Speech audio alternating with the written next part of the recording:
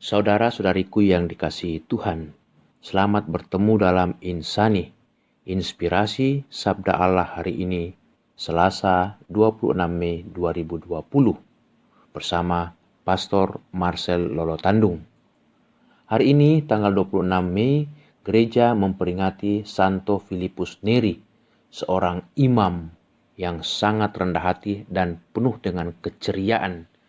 Dia banyak memberikan waktunya untuk pelayanan kepada orang-orang muda di Italia. Bahkan rumahnya dijadikan sebagai tempat pertemuan dan juga pendampingan orang-orang muda. Karena dia melihat orang muda adalah harapan bangsa, harapan gereja, dan juga masa depan kerajaan Allah. Maka salah satu motonya dalam hidup adalah untuk mencapai kesempurnaan hidup, kebahagiaan kekal, orang mesti selalu bersuka cita dalam iman. Itulah semangat pelayanan Santo Filipus Neri, imam dari Italia. Nah, saudara-saudari, hari ini kita mau merenungkan Injil Yohanes bab 17 ayat 1 sampai 11a. Menarik bahwa dalam ayat 3 Yesus mengungkapkan hal yang menurut saya sangat luar biasa, yakni inilah hidup yang kekal itu, yaitu bahwa mereka mengenal Engkau satu-satunya Allah yang benar dan mengenal Yesus Kristus yang Engkau utus. Jadi keselamatan akan datang kepada dunia, akan datang dalam hidup kita kalau kita mau menerima Allah sebagai satu-satunya Allah yang benar. Kalau kita mengenali dalam arti menghayati dan menghidupi Allah yang benar itu. Dan juga percaya bahwa Yesus adalah utusan dari Allah. Nah, apa yang mau dikatakan oleh Yesus? Bahwa untuk memperoleh kehidupan yang kekal dengan mengenal Allah yang benar, Yesus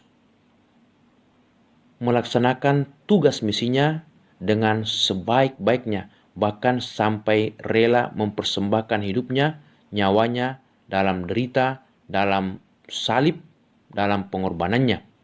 Dia tidak tanggung-tanggung karena dia tahu hanya satu cara mempermuliakan Tuhan dengan mempersembahkan seluruh hidup dan segala pengorbanannya. Itulah juga yang dicontoh oleh Rasul Paulus dalam bacaan pertama Kisah Rasul bab 20 ayat 17 sampai 27. Dia mengatakan bahwa kemana saja dia pergi, dia tidak pernah itu cemas, dia tidak pernah ragu karena Yesus ada bersamanya. Dan dia mengatakan sejak dia melayani Yesus, bahkan sampai ke daerah-daerah yang jauh di Asia kecil, dia tidak pernah itu merasa sendirian. Dia tidak pernah merasa takut atau cemas walaupun selalu banyak tantangan, selalu banyak rintangan. Dia mengatakan dengan segala rendah hati, aku berani melayani Tuhan. Dalam segala pencobaan, baik dari pihak orang-orang Yahudi yang senantiasa mengancam aku untuk membunuh aku.